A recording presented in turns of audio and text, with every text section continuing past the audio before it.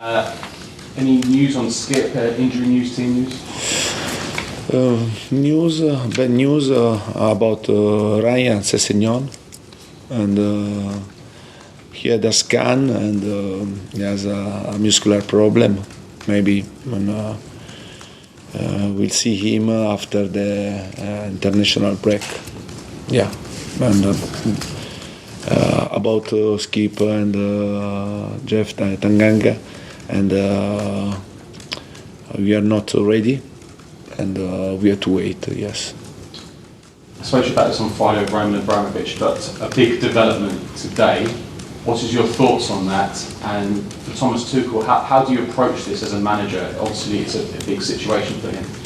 Yeah, honestly, I have just listened the situation because this morning we had the training session, and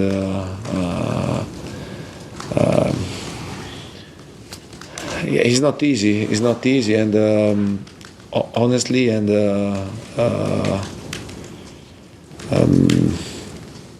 it's a pity. It's a pity also because I was coach. I was the coach in this club in Chelsea, and I enjoyed the two seasons, and also I won 2 titles, and I worked in this club, and it's a pity to listen this situation. It's not simple. It's not simple for the players. It's not simple for Thomas Tuchel, for the fans, no, for the whole environment, Chelsea environment, and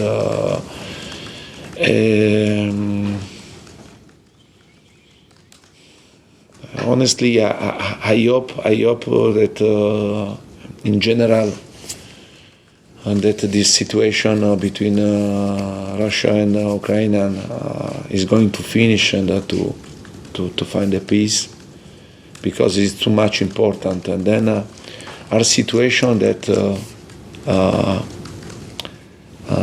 coming for this conflict, no, and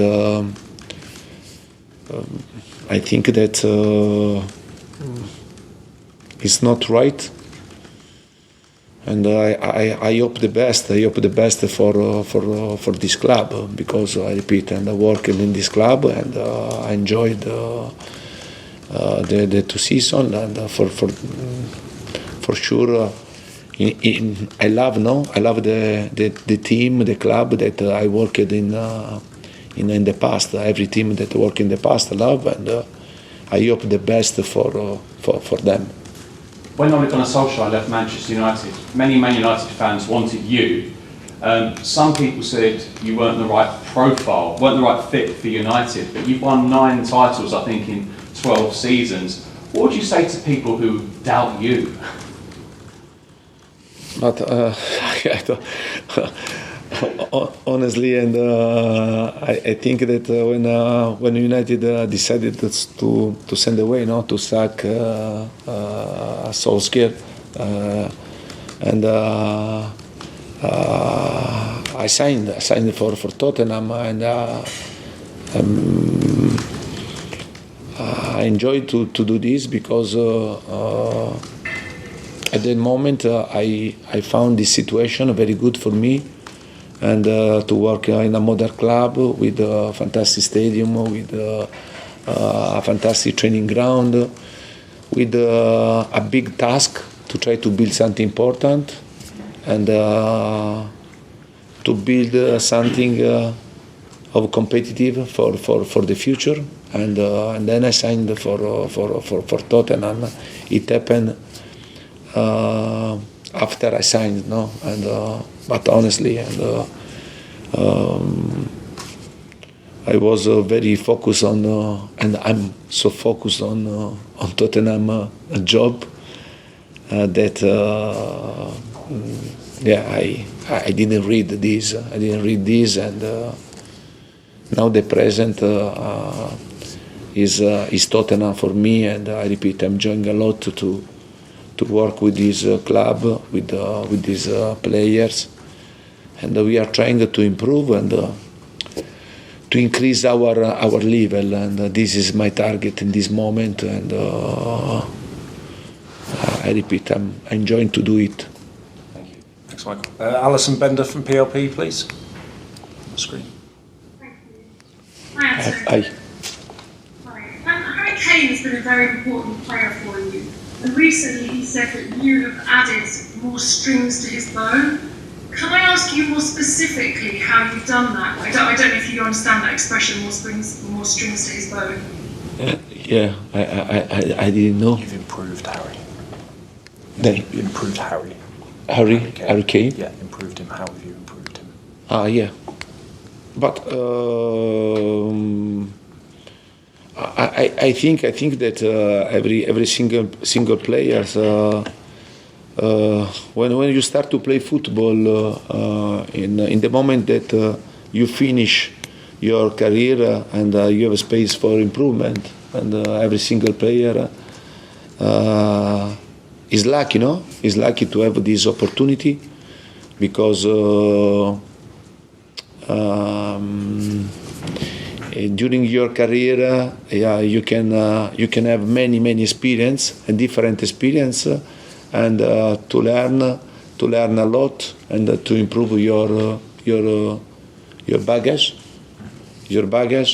and about Harry, we are talking about a world-class striker, and I'm very lucky to have a player like him, to work with him, because I always said that we are talking about a fantastic player, but at the same time a fantastic person. He's always available to work hard, to give the example the other players, and he show me every day the will, the desire to improve himself, and to try to become stronger. And I think that he can become the best striker in the world. Yes. Can I also ask you about your opponents, Manchester United, particularly in the second half against Manchester City? What did you learn from that game that you can take into this game, or are you expecting a bit more of a response given how poor they were in that second half? First of all, to play against Manchester City is not easy for every team. To play against City, I consider Manchester City in this moment the best team in the world, because they have the best coach in the world, fantastic player. They are working for many years together, and to play against Manchester City and to get points against City is not simple. For United, for Tottenham, for Liverpool, for Chelsea, for every team. And I think I consider this game a game aside, apart. And in the first half, United played also a good game, because they brought high intensity.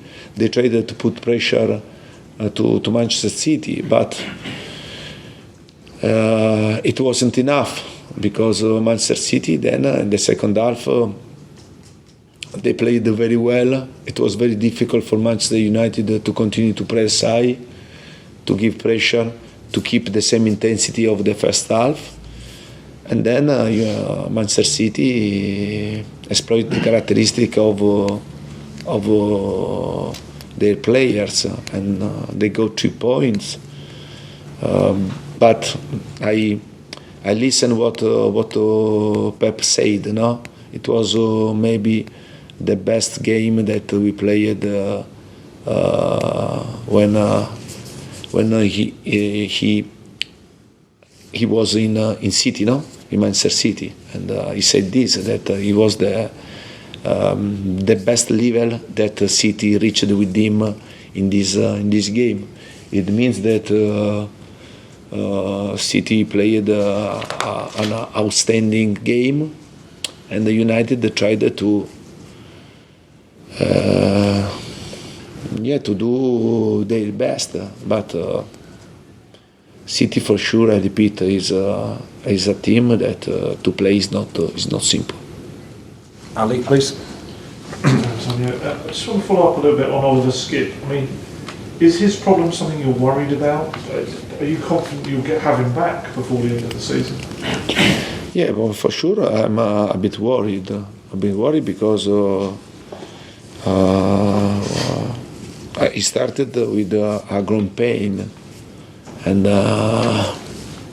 then now we are talking about 2 months, no? 2 months and a half that he's out, and in the midfielder we are not.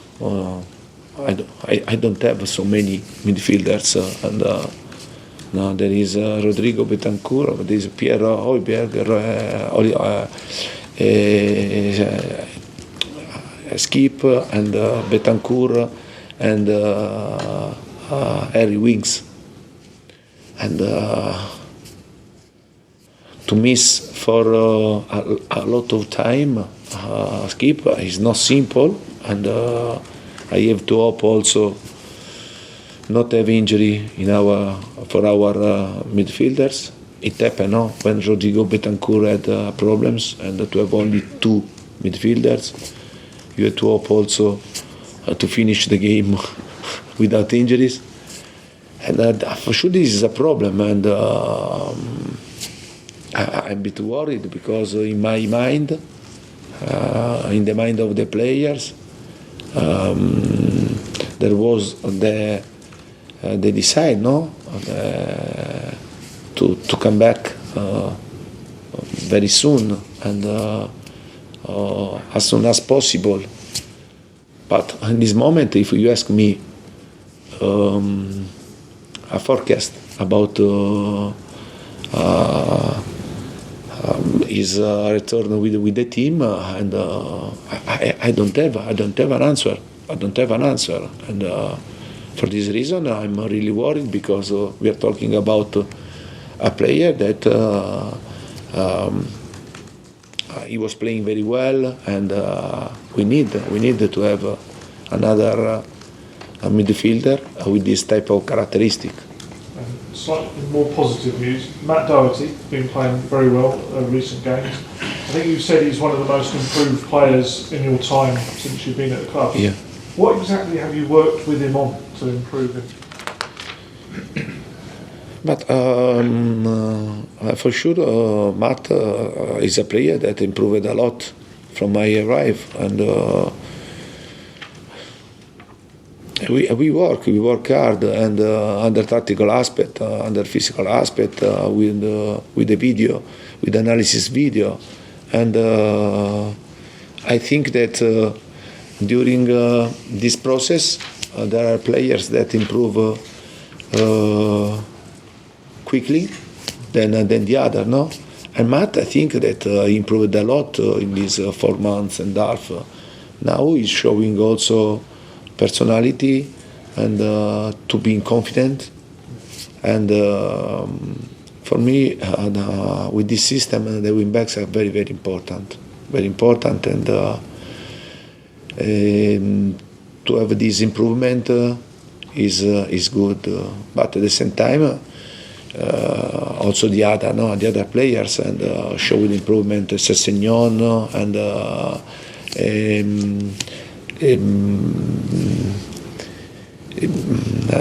Emerson, and he had in the last period a problem, a growing pain, and but it was the same for Sergio Reguilon, and after COVID, and for sure my task is to improve every single player, and I'm happy when we finish the season and I see my players improved in their performance, in the football knowledges. Johnny? Hi. Can I just ask about Ryan Sessegnon? Is it another hamstring injury for Ryan? Because seems to have had a lot of problems with those over the sort of last couple of seasons. Yeah, and we are talking about a problem, not a new problem. And we are talking about a situation that unfortunately, and is repeating. No, is repeating not only in this season but also in the past. For sure, we have to try with the medical department to find a solution to help this player. But sometimes also I think that there is a predisposition to have this type of problem, and I mean especially a muscular problem, and is very strong physically, and sometimes maybe to be so strong physically, and instead to be good for your body, sometimes it can be a problem, if you are much stronger, then your body can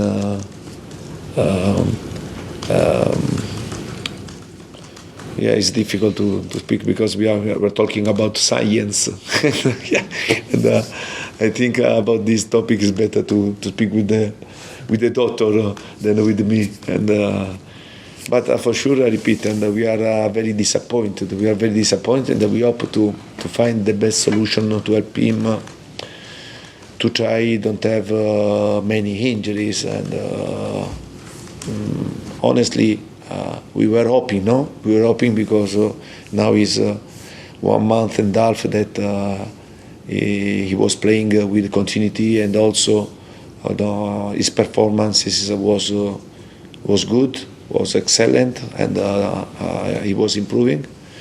I understand because I have seen also the disappointment of the players. He's very frustrated that this is the aspect that I'm worried, because he's very young, and to see a player like him frustrated about these injuries, it's a pity, and also we have to work with him in the human aspect, and to stay very close to him and to support him.